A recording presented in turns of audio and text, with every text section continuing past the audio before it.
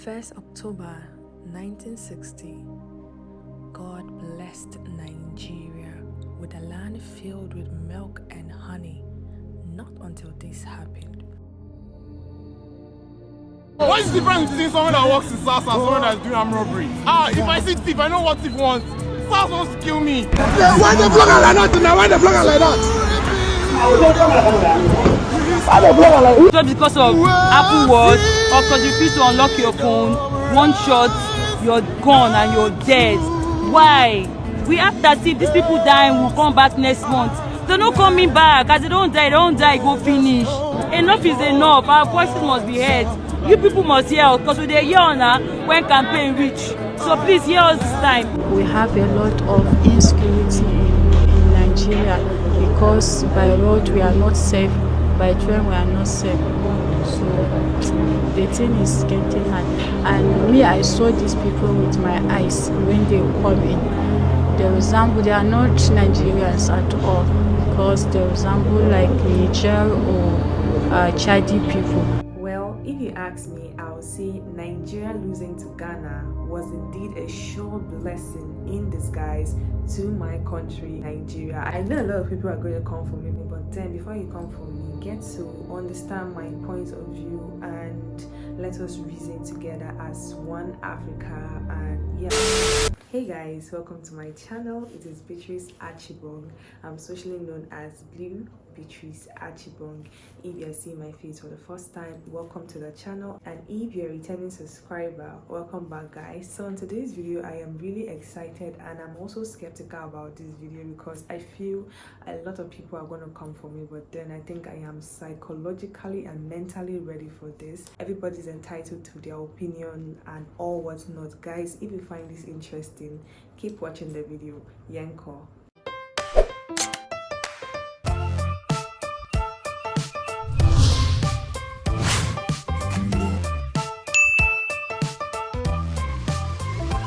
Blue Beatrice Achibong is all about beauty, cooking, comedy, fashion, fitness, lifestyle, vlog and lots more.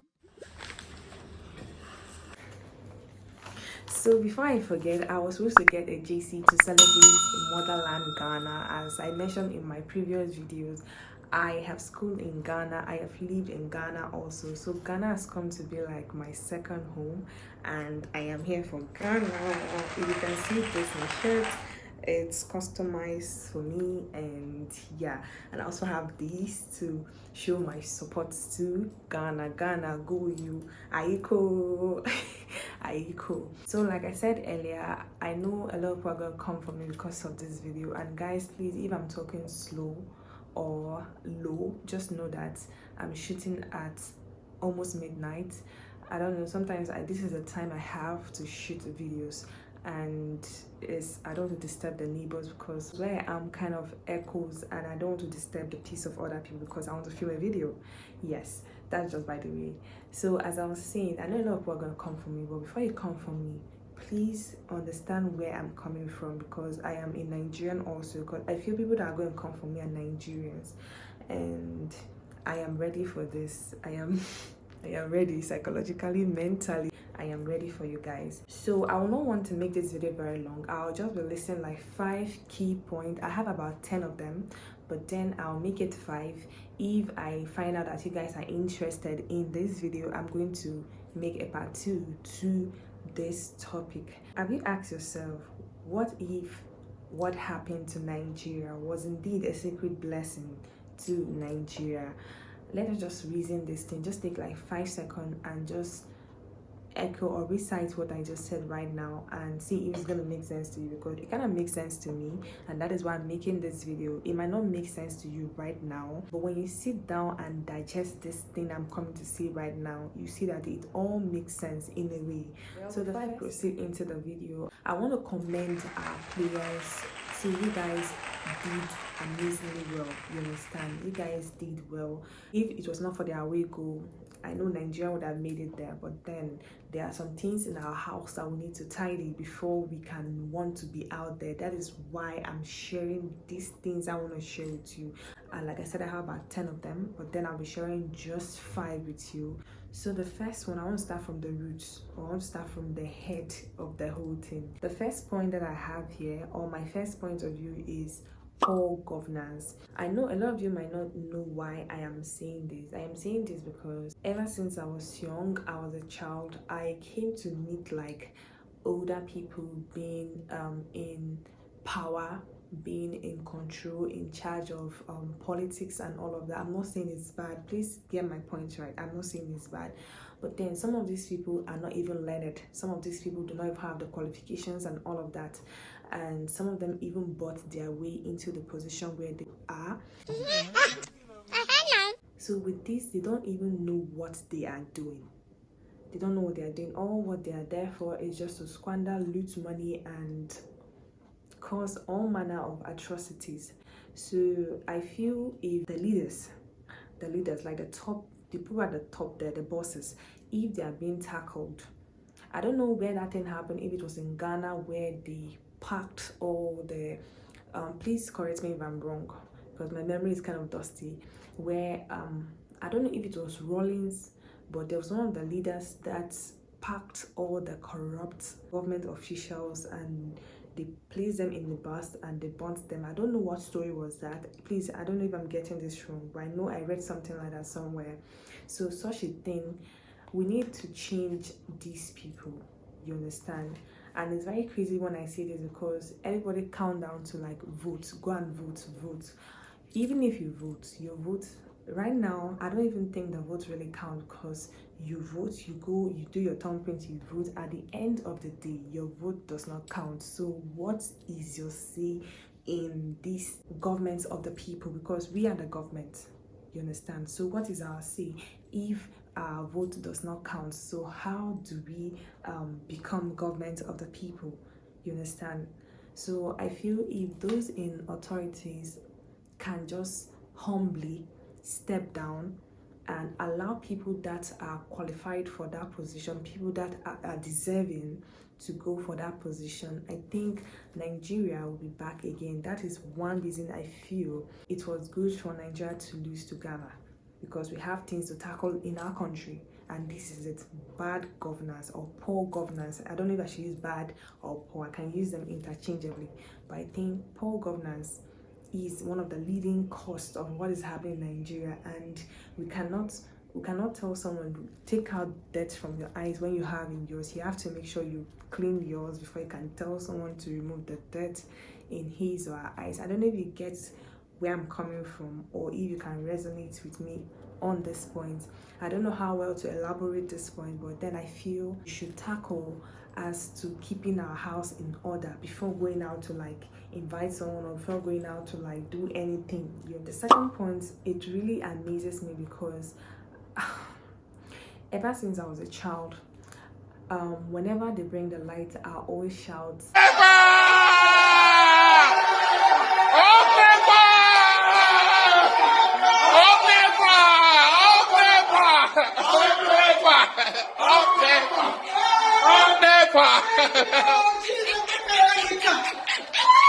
up NEPA.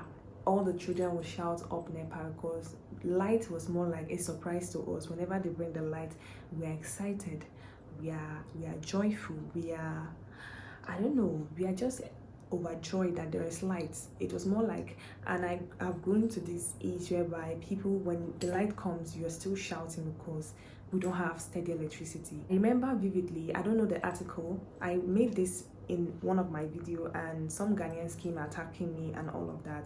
Nigeria actually supplied electricity to Ghana. I'll find the article and put in my description box so that if you want to read the article, you can read it. So Nigeria actually supplied electricity to Ghana, and look at Ghana today. Ghana is powering its country by itself. They no longer depend on anyone, and it is just so amazing. Those that actually supply the light do not even have the lights in abundance anymore. So I don't even get, like, this has been a problem. It has really been a problem, and I don't know what is keeping our government, because at the end of the day, this is not the fault of the citizens, because they don't control this thing. They don't have that power to control these things. These are things controlled by those at the top. So what are they doing, or what have they been doing over the years? So I think these are things that need to be looked at. And like I said, I still feel it's good Nigeria lost to Ghana, but then yes, winning to Ghana would have been a victory and joyful thing and all of that and all of those things. But then I kind of feel that we are not okay, we're not really qualified to actually be in the World Cup. These are my reasons. I feel we are not really ready or qualified to be there. You understand? I was talking to a friend of mine the other day. I was like, oh, Ghanaians are free-minded people because they don't have anything to worry about. They have electricity, they have like good governance, though I know that there are some shaky things, but then they kind of have like good governance, and also they have like the basic amenities of life, those things that keeps life going like as a normal person. They kind of have that, so they're just there, they're at peace and stuff. But Nigerians, they're not just there playing as a normal person. They have a whole lot going through their mind, that if I lose this match, I might get to lose my contracts with the association. I get to a whole bunch of things going through their mind. I'm not saying this is not also going through the mind of Ghana, but I feel Ghanaian players were kind of relaxed as compared to things going on around them, as compared to Nigerian players. So I felt we needed to keep our house in order before going out there to say that I want to play any match. I don't know if you get where I'm coming from. So this is where I'm coming from. And this third point really baffles me, because I don't know if some of you actually followed me on my Ghana experience video, where I was talking about the education system in Nigeria and also in Ghana. It is really crazy because some schools, or most schools, are on strike. And the strike is I don't know, is it the indefinite strike? We have different categories or types of strike. The indefinite strike means that you don't know when they're going to resume. You don't know when they're going to call up the strike. It's going to be there for God knows how long. Some people might even get married, give birth, and have a family, and the strike is still on. You understand? So it is really, really crazy, because when these students are dropped out from school because the school is no longer in session. I mean, this is 2022. Why will you keep students in their house when they've already paid fees? They are ready to learn, not as if they don't want to learn. Some of these people, they've even paid money for them to be in school, but then because government, it still boils down to the government, you understand, because they are refusing. Okay, strike, people, some people don't really know what leads to strike means that the government is not paying lecturers or teachers, so the teachers will now agree that we are not going to teach till they pay us. Do you understand? So that's the leading cause of strike. It's not as if the student is going to learn, but the government is not paying. When you don't pay someone, how do you expect the person to be motivated, or how do you expect the person to be happy in what the person is doing? You understand? Those are people's parents teaching. Those are people's mothers, fathers, brothers, sisters. So I don't get. It is just really, really, really not even making sense at all, because as at this time, education is still a thing we should be talking about in this 2022. So I feel with that going on, it is good Nigeria lost to Ghana. Honestly, it is very, very good for us to tackle our house, for us to make our house prepared before going. It's more like, I don't want to liken this thing to religious matter, but it's more like you want to prepare to go to heaven, but then you have a whole lot of things. You have hatred in your heart, you have things, people you like to, you have a whole bunch of things. Your house is not in order. How well do you want to make it? Do you understand? So that is how I can liken Nigeria. It's more like we have a lot going on, but then we still want to go out there, and do you get where I'm coming from? So I feel this doesn't even make sense that students are being dropped out from school because the governments are not paying lecturers for them to enable students to be in school. So I don't know whose fault this is, if it's the student's fault for them not going to school, or I don't know. But then I think the Nigerian government can do better. Honestly, I feel they can do better, because most of these people, they fly their children overseas for them to study, and then they will suffer people's children. I had a sister, my sister was in school. She was in school for almost 7 years. For a course of 4 years, she was in school for almost 7 years, and it was really, really crazy. It didn't even make sense. You understand? I think she had to even start learning like a trade or learning something for the time being, because you just be idle doing nothing in the interim. You understand? So it doesn't even make any sense to me. Let me know what you think about this point. How can I speak of every other point and miss increasing rate of unemployment? It is no more a new thing that there is a high increasing rate of unemployment. I know people from other countries who say that unemployment is like a normal thing and stuff like that. It's not a normal thing, because this one is increasing, high increasing rate. Like, it's a lot.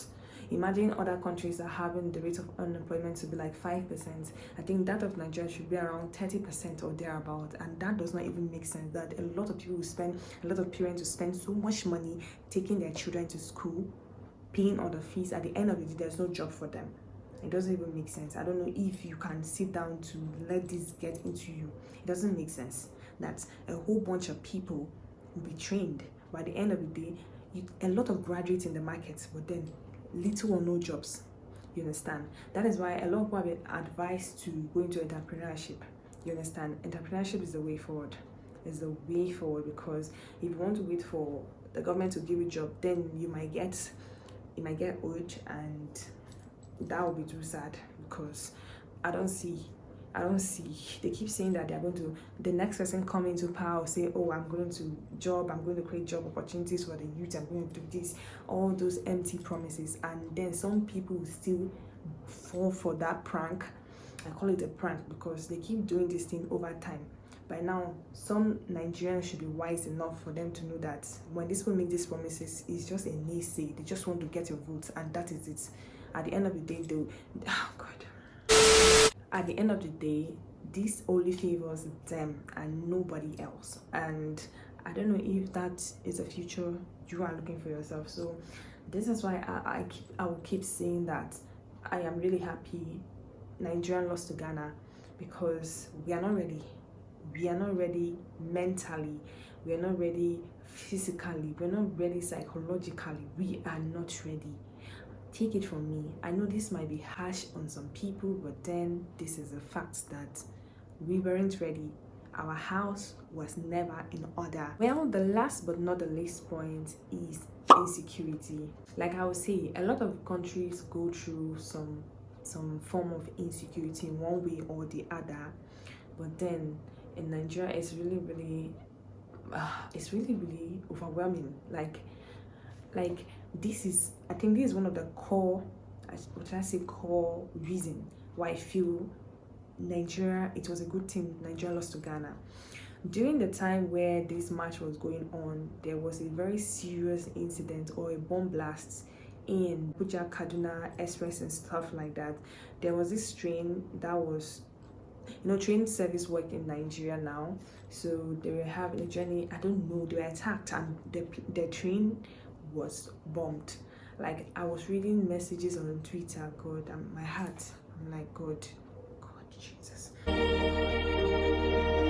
Terrorists attacked the Kaduna-bound train. In the late hours of Monday, March 28, 2022, armed persons attacked the Kaduna-bound train with over 900 passengers on board. According to reports, the train, which left Abuja at about 6 p.m., was attacked between Katari and Regina. The train was reportedly derailed after the improvised explosive device planted by the terrorists exploded. An unspecified number of passengers were said to have been left injured and dead from the attack. A lot of people died, and it's just so crazy. And what the whole world was focused on during that point in time was the match. Do you understand? This is a point that pains me so well, because we are more concerned about the match than even people's life. Do you get? So I feel it was okay for us to lose, for us to take care of our house. You understand? These people should be called in order. These people at the top should be called in order. You understand? Because things happen like this and no one is held accountable. Like, it's more like no one is giving account for anything. So I do not want to make this video very long. Like I said, I'm going to do a part 2. If there's a need for that, I'm going to do a part 2. Let me know your suggestion and what you think about this video. Guys, if you made to this part of the video, I must say You are my real VVIP, and I love you so much. Please stay safe. Remember, Jesus loves you. See you on my next video. Bye.